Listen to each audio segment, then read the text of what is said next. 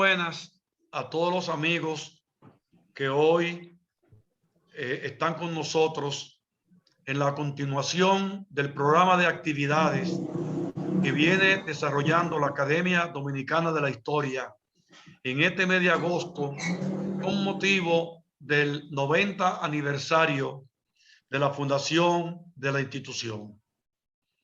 En esta oportunidad vamos a tener una actividad muy interesante que nos sentimos muy orgullosos de que la misma esté en el programa, y es la conferencia que va a dictar la miembro correspondiente nacional de la Academia, la maestra Quisqueya Lora Ugui, sobre el tema la abolición de la esclavitud en Santo Domingo.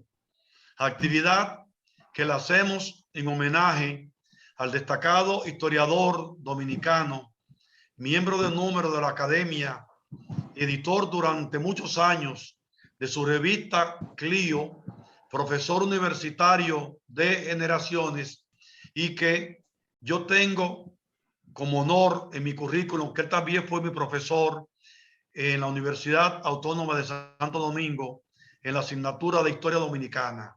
Me refiero al doctor Emilio Cordero Michel, que hace algunos años nos ha dejado. Me complace dejarlos con Darío Solano, que preside la institución La Negreta, que coauspicia esta actividad.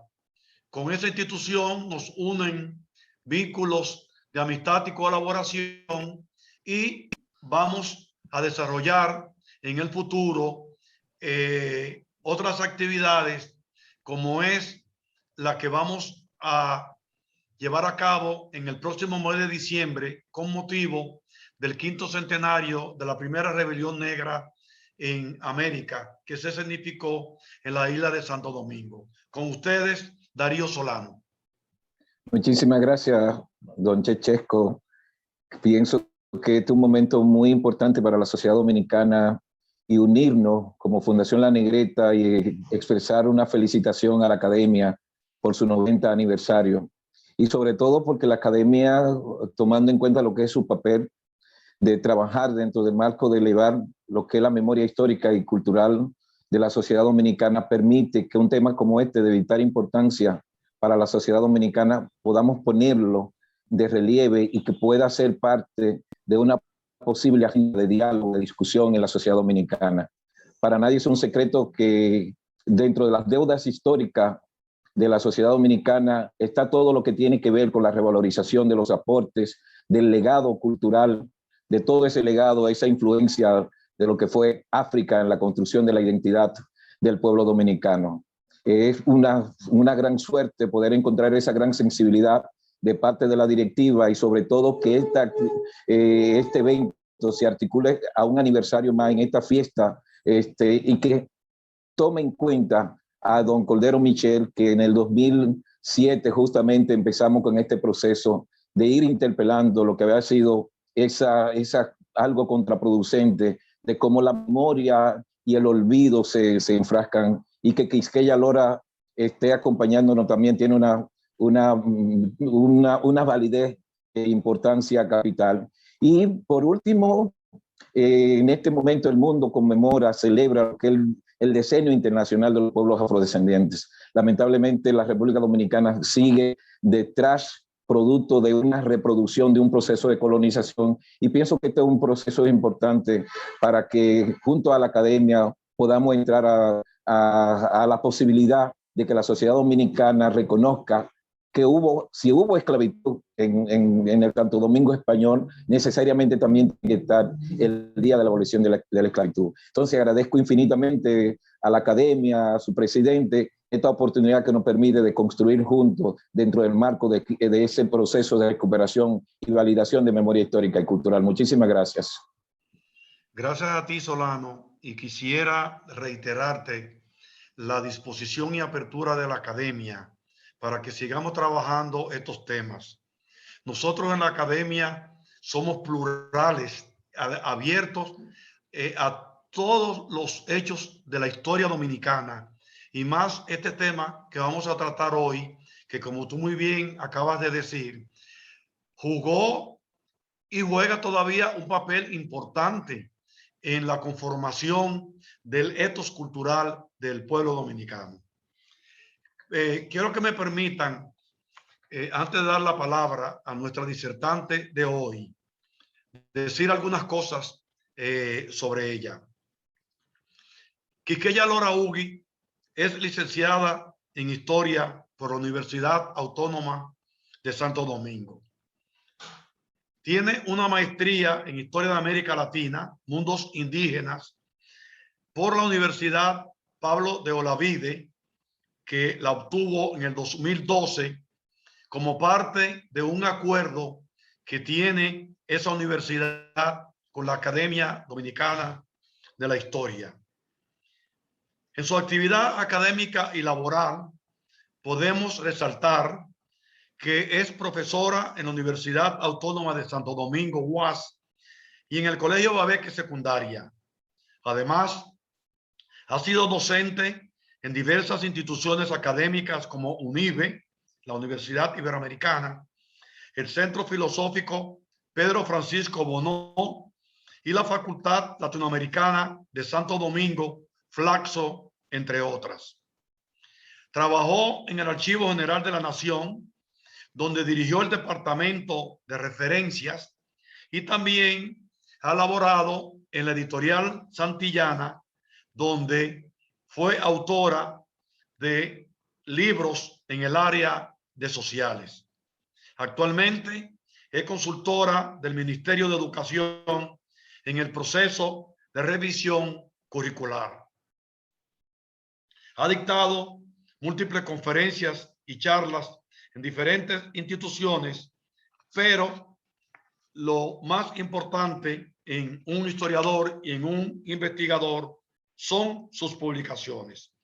Por ejemplo, es autora de la obra Antología del Pensamiento Crítico Dominicano, que ha coordinado conjuntamente con Matías Bosch,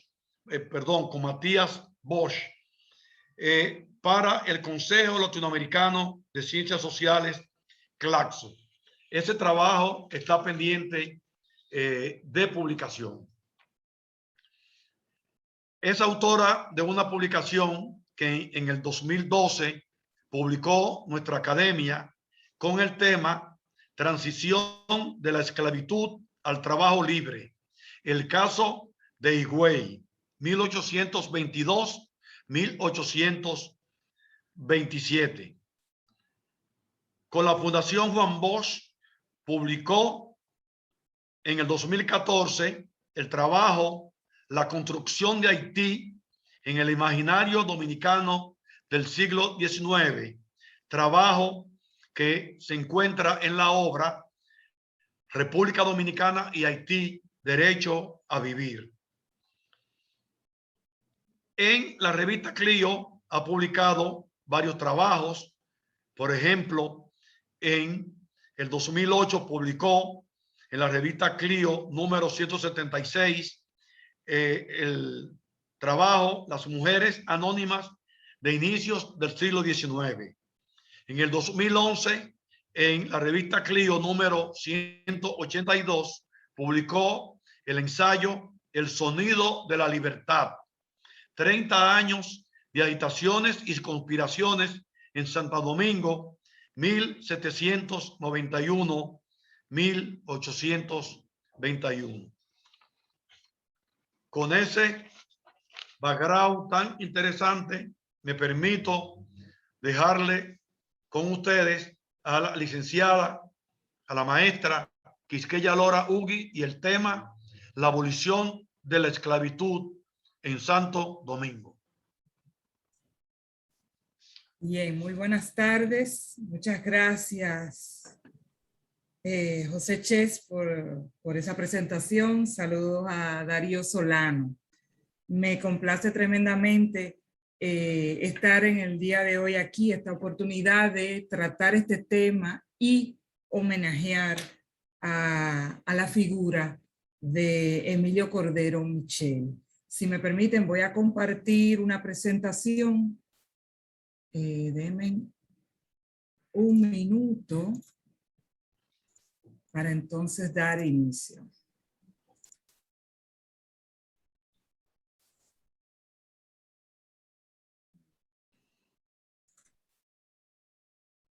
Bien, ok. Bueno, en el día de hoy deseo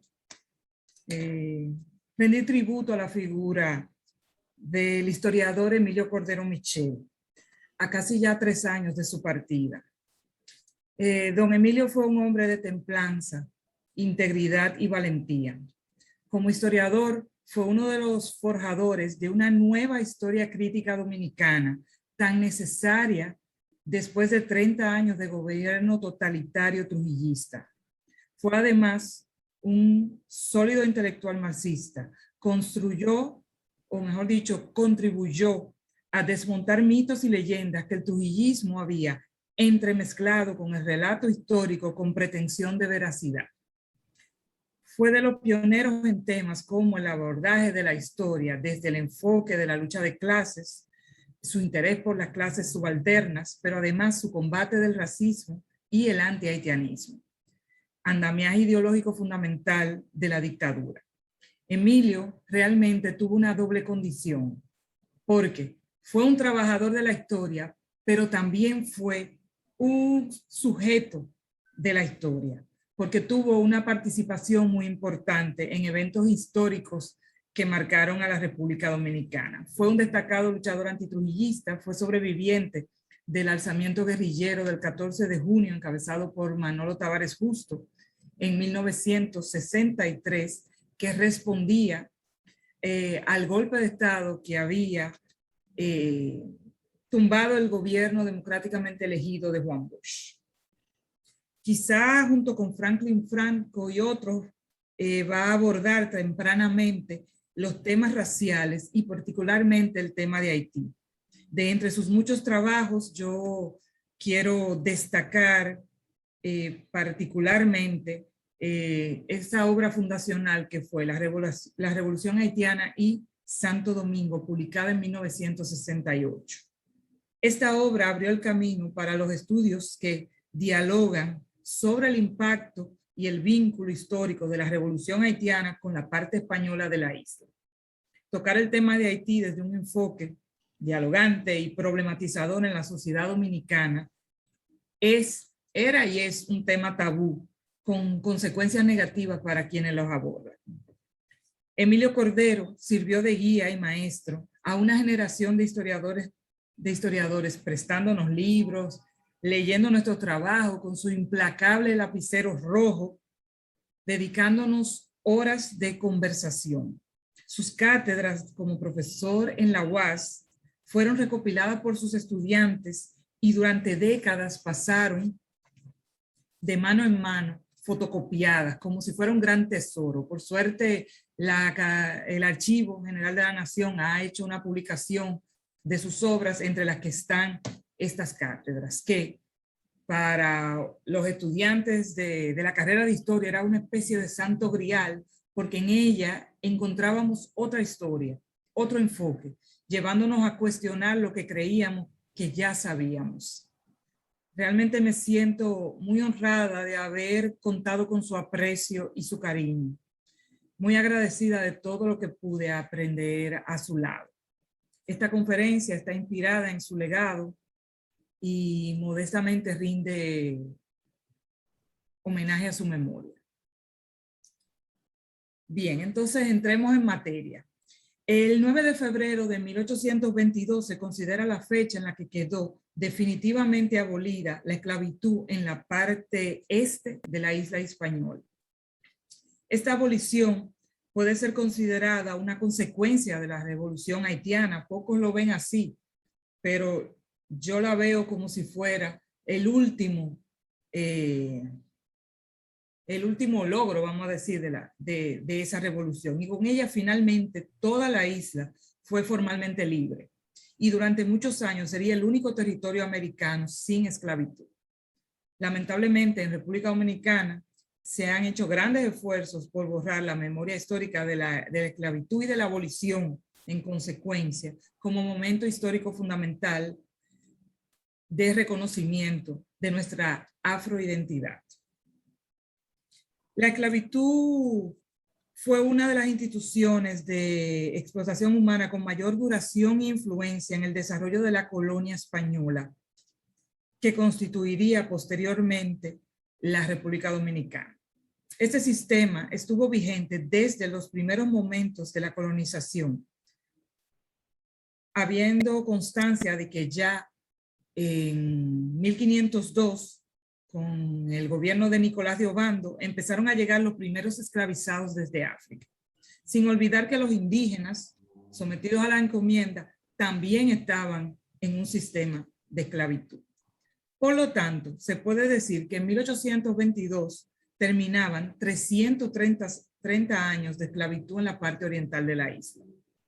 El proceso que llevó a esta abolición es uno de gran particularidad, muy diferente a como se dio en otros lugares. Fue propiciado directamente por la República de Haití, que apenas 18 años antes se había constituido en la primera república negra del mundo, fruto de la única revolución de esclavizados triunfante. Mientras en otros litorales americanos la abolición fue un proceso lento, producto de negociaciones y acuerdos entre esclavistas y autoridades, ya fueran estas monárquicas o republicanas, en Santo Domingo fue un acto fulminante a partir de la unificación. Ciertamente no hay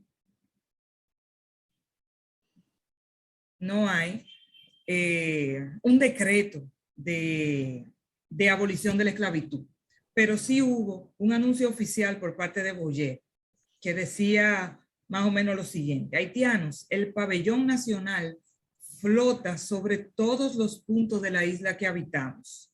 Sobre este suelo de libertad ya no hay esclavos.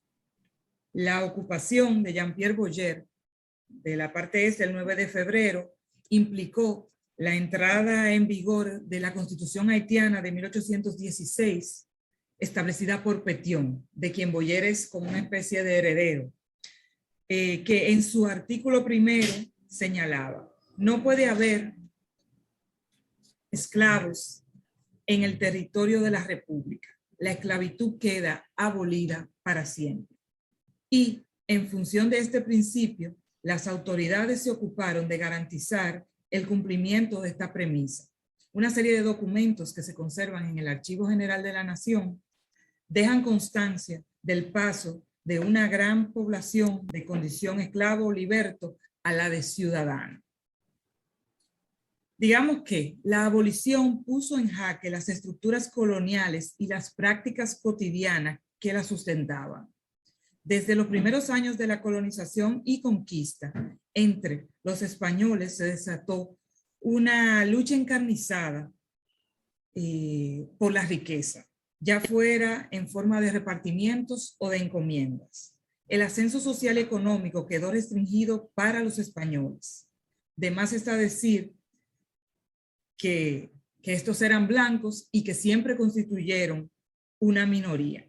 Y esto es importante destacarlo porque con la práctica desaparición de la población indígena en las primeras décadas del siglo XVI y a partir de la traída de africanos para el trabajo azucarero, se produjo un acelerado proceso de mestizaje que convirtió a la española en una comunidad mulata para mediados del siglo XVII. La legislación, las normativas y las prácticas sociales españolas marginaban de derechos y del acceso al ascenso social y económico a los que no fueran blancos. Por la poca población blanca que pudiera sustentar su blancura documentalmente, con pruebas, en esta isla no hubo más remedio que flexibilizar ciertas normas o prácticas, lo que permitió que se colaran algunos mulatos, pero siempre privilegiando a los más claros o a los que parecían más blancos. Por lo tanto, tempranamente se convirtió en una imperiosa necesidad el blanqueamiento y la creación de lo que Santiago Castro Gómez ha llamado dispositivos de blancura, que no es otra cosa que las expresiones sociales de blanquitud, es decir, las prácticas religiosas, las formas de vestir, los modos de comportamiento, los títulos o rangos de estado asociados a los blancos.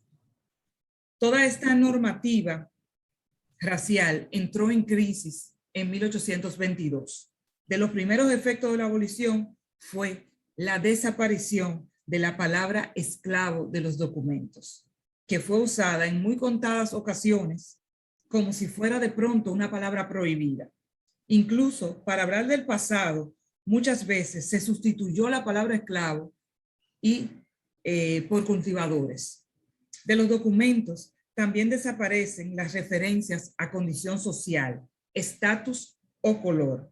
Un hecho trascendental si se toma en cuenta que durante 3 siglos en esta isla, en cualquier documento legal, luego del nombre y como si fuera un apellido más, debía ir invariablemente un adjetivo referente al color y otro referente a la condición. Y por lo tanto, se hablaba de don, de doña, de liberto, libertan, esclavo, esclava, negro, negra, criollo, mulato, pardo, entre otras múltiples denominaciones que pesaban sobre las posibilidades sociales y económicas de los individuos de la isla.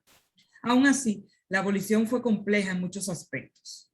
Aunque Boyer hizo reparticiones de tierra siguiendo una política instaurada por Petión en su República del Sur, estas no fueron homogéneas ni generales, por lo que, aunque los antiguos esclavizados ahora eran libres, muchos no tenían la posibilidad real de abandonar a los dueños de las plantaciones o donde habían estado. De hecho, el censo que hicieron los haitianos en 1822 hace referencia a plantaciones y estancias en mal estado por la falta de brazos. Y, por otro, las negociaciones que aquellos antiguos esclavizados que optaron o no tuvieron más remedio que quedarse, entablaron con lo que eran sus antiguos amos. A todo lo largo de la parte este, en las poblaciones, plantar el árbol de la libertad se constituyó en un acto simbólico de abolición de la esclavitud. En cada parque central se realizó este acto. En la Plaza de Armas de Santo Domingo, lo que hoy es el Parque Colón, el árbol de la libertad, que era una palma, se mantuvo por más de 40 años, hasta la primavera de 1864, o sea, en medio de la anexión, cuando una noche de manera furtiva alguien la derribó. José Francisco Pichardo,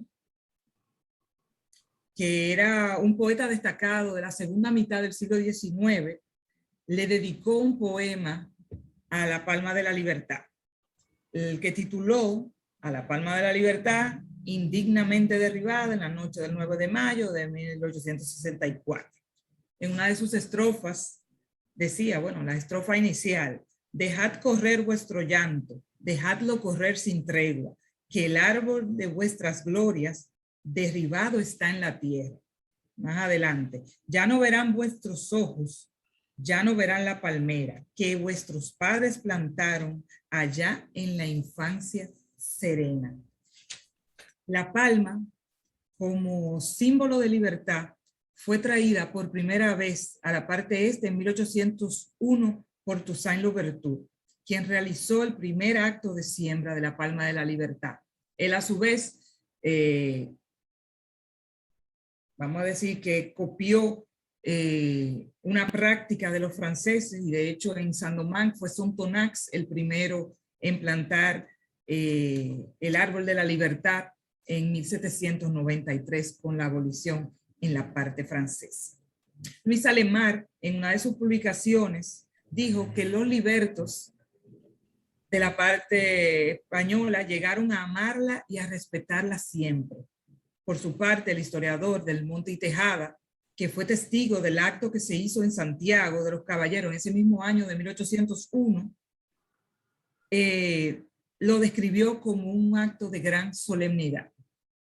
Mientras para los libertos, nuevos o viejos, fue probablemente un símbolo fundamental para las élites. La palma y la ceremoniosidad alrededor de ellas fue sistemáticamente minimizada o ridiculizada. Por ejemplo, José Gabriel García las llamó, porque fueron muchas palmas en muchos pueblos, la llamó ridículos estorbos. El rechazo de la abolición como gesta significativa para los dominicanos tiene mucho que ver con el desprecio de las élites a los grupos populares y a los sectores campesinos, que en muchas zonas tenían sus orígenes, tenían unos orígenes que se remontaban a un pasado de cimarronaje y de resistencia a insertarse en la vida colonial según las expectativas de los esclavistas y las lógicas del sistema económico colonial. Los primeros recuentos históricos minimizaron o invisibilizaron la esclavitud. Si la esclavitud no era importante, pues la abolición mucho menos. José Gabriel García, que es el padre de la historia dominicana y cuyo compendio de la historia de Santo Domingo fue probablemente la narrativa histórica más influyente del siglo XIX, describió la manumisión como un hecho intrascendente, que según él se demostró en la dificultad que encontró Boyer, y cito, para obligar a los libertos a abandonar las casas de sus amos, pues para García ni el odio de raza ni las preocupaciones sociales con que contaba Boyer para hacer su proyecto estaban muy arraigados en la parte española. Aquí García se equivoca con relación a las intenciones de Boyer, porque fue una contradicción fundamental de los líderes haitianos preocuparse por qué pasaría después de la abolición con los antiguos esclavos. Tenían la gran preocupación de que decayera la producción y por lo tanto hicieron grandes esfuerzos de que aún siendo libres se quedaran a trabajar. O sea, que Boyer no tenía ningún interés de sacar a los libertos de las casas de sus amos. Quería que se quedaran allí. Pero eso sí, el Estado haitiano en 1822 forzó a establecer contratos entre antiguos esclavos y sus amos. Contrataciones que dejaran constancia de las nuevas relaciones en las que el amo ahora era contratista o contratador y el antiguo esclavo ahora era contratado y debía recibir alguna forma de remuneración.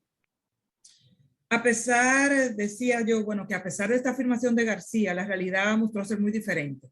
Mostró diferente en cuanto a que Boyer no quería sacar a los libertos de la casa de los amos, pero también que los antiguos esclavos sí mostraron el interés y la disposición de dejar a sus antiguos amos. Los documentos reseñan irrefutablemente la pérdida de esclavos por los amos. Por ejemplo, en Higüey, Francisco Travieso, electo diputado a las cámaras legislativas de Puerto Príncipe en 1822, recibió instrucciones del Cabildo de transmitir al Senado de la República lo siguiente, y cito, el decaimiento que ha tenido este pueblo por la libertad de los cultivadores que antes eran esclavos. Entre los contratos que ahora debían hacerse con los cultivadores, el propietario Jorge Guerrero agradeció a las cultivadoras María de la Cruz y Gregoria Guerrero porque, y cito, jamás ha conocido en ellas que hayan querido dejarlo. Petrona Fragoso contrató obligaciones con todo mi gusto, dice ella, con Facunda Cabral, en gratitud y agradecimiento que por haberla criado y no querer dejarla. Los contratos de 1822 están llenos de referencia a la posibilidad del abandono de los antiguos esclavizados.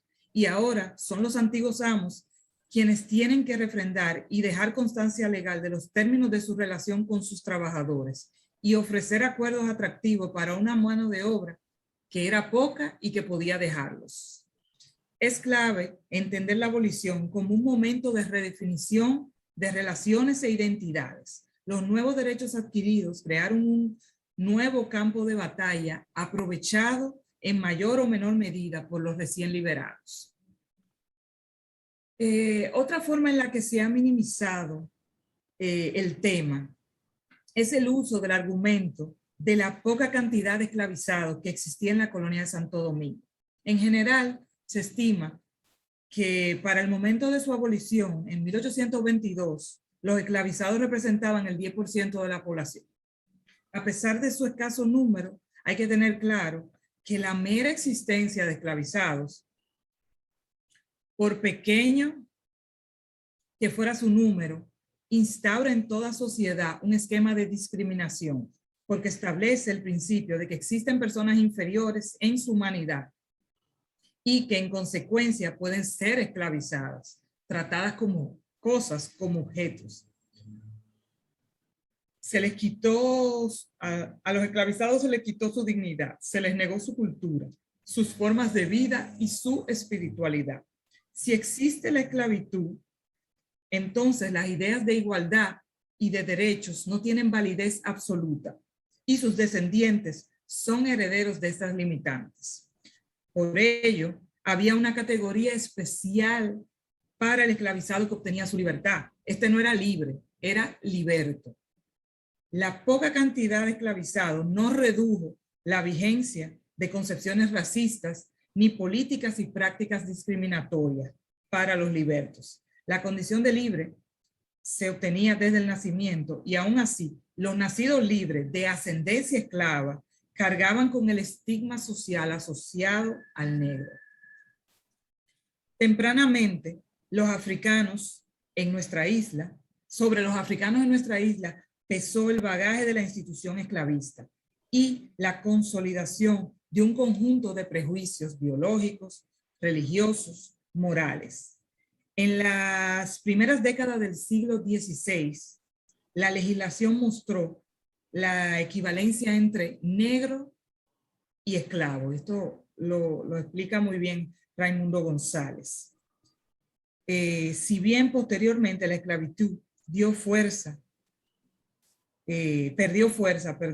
a la par con el declive económico, se mantuvo el fardo ideológico que sustentaba dicha institución.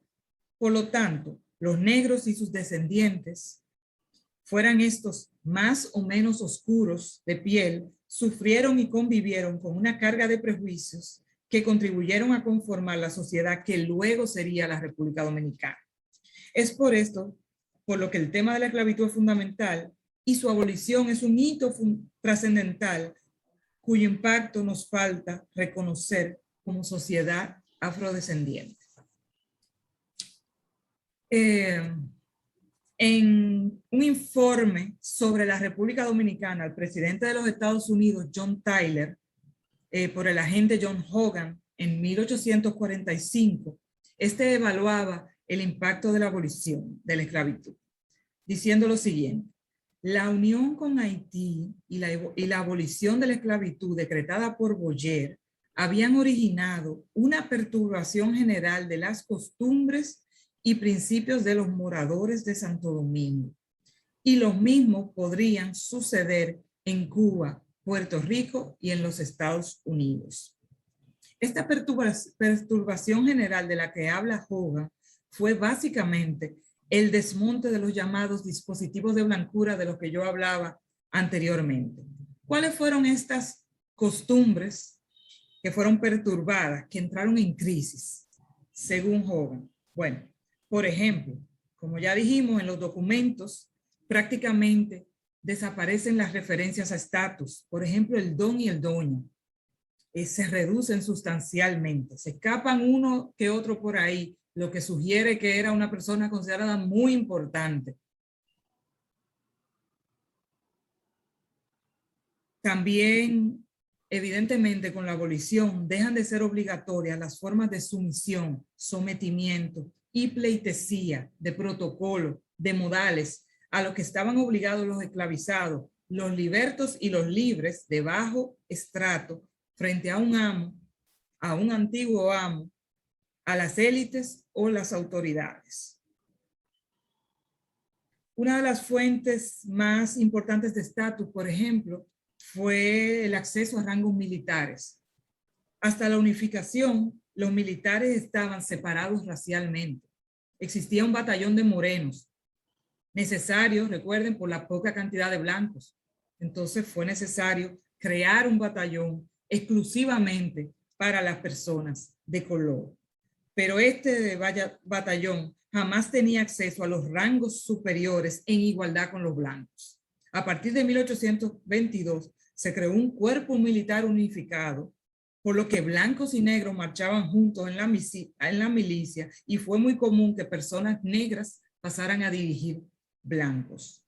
La posibilidad de ocupar puestos públicos que antes estuvieron exclusivamente reservados para las personas blancas fue una realidad. Recordemos que esta abolición no fue llevada a cabo por un gobierno de criollos blancos, sino por un gobierno de personas negras, por lo que el alcance de sus medidas fue mucho más amplio. En sociedades como Cuba y Puerto Rico, donde la abolición se produjo como 50 años después, es decir, Puerto Rico 1878 y Cuba 1886, fue un proceso largo y tedioso de transición para los esclavizados, que tuvieron que pasar por etapas para alcanzar la libertad y que nunca fue plena. En ambos casos, esta libertad estuvo mediada por medidas que buscaban controlar y restringir el pleno acceso a la libertad. Aunque creo que se ha abusado de la expresión democracia racial, que se ha usado para describir las relaciones entre amos y esclavizados, ciertamente en el siglo XIX, la isla de Santo Domingo se convirtió en un espacio único de gobierno negro y mulato.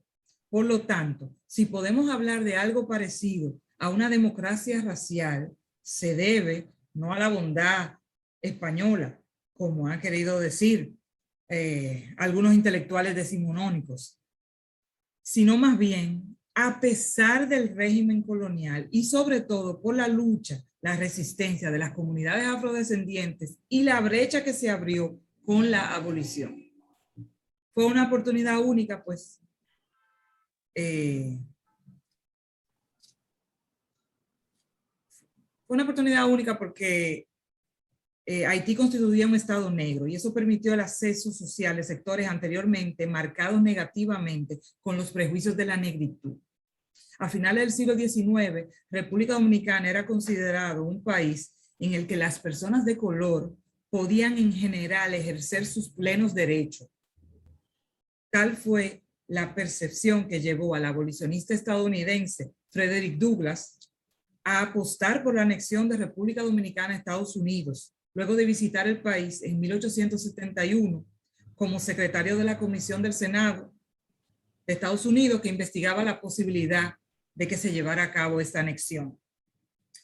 Que Francisco del Rosario Sánchez, que Buenaventura Báez, Gregorio Luperón y Ulises Serox, hijos y descendientes de esclavos, hombres negros y mulatos, ocuparan puestos cimeros en los asuntos políticos nacionales, solo se explica por los procesos sociales que se desencadenaron en 1822 con la abolición.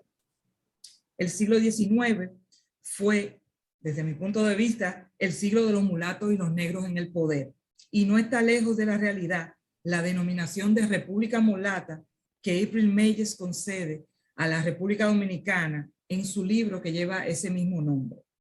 Una serie de figuras políticas e intelectuales configuraron proyectos nacionales en los que la dominicanidad se concibió con un carácter híbrido, mestizo, visualizando el mestizaje como una riqueza y no una carga, planteando diálogos entre la hispanidad y la africanidad, y lejos de el antihaitianismo rabioso que ya estaba presente.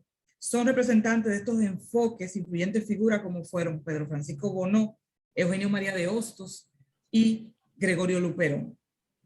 Pero a pesar de estos puntos luminosos, no fueron el enfoque dominante. Las élites blancas, o que se consideraban blancas, construyeron los relatos hegemónicos y trataron de borrar la memoria de la esclavitud y la cultura afro. El racismo constituye una de las herencias más duraderas del colonialismo. República Dominicana tiene que reencontrarse con su pasado esclavo, entender lo que significó, la riqueza que hay en ese pasado, pero también el lastre que ha dejado en nosotros.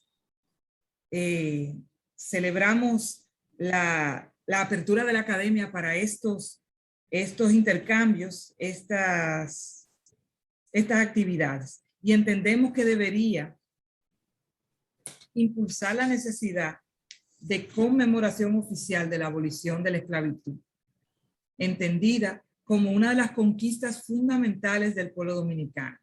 Este evento trascendental nos invita a que tomemos conciencia de las múltiples formas en que los dominicanos y las dominicanas han luchado por su libertad, sus derechos y el reconocimiento de su identidad racial.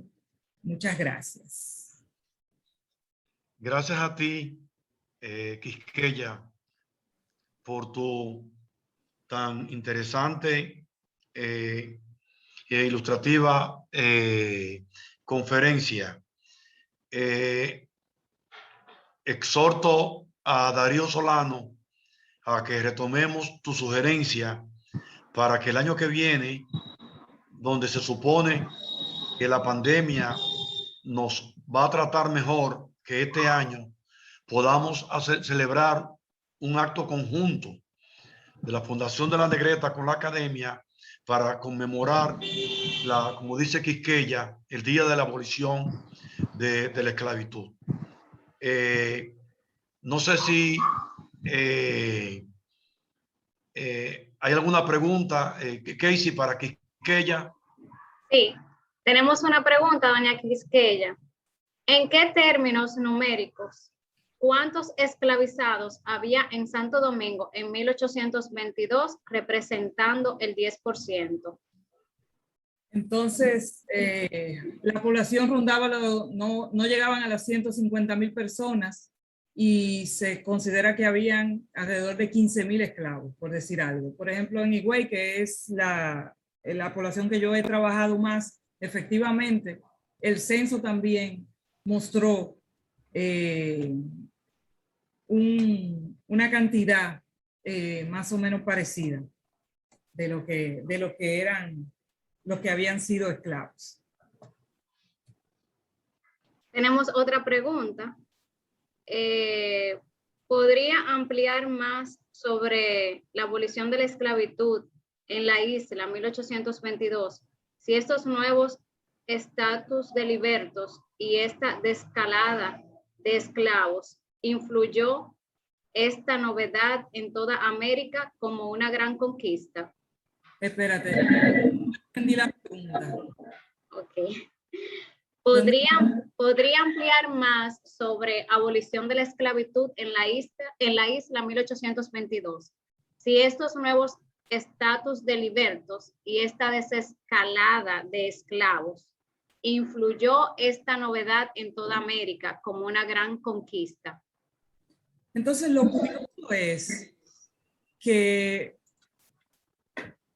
en general, bueno, yo no sé si la pregunta es en el momento, lógicamente, como se ve en la cita que yo muestro ahí del informe al presidente de los Estados Unidos,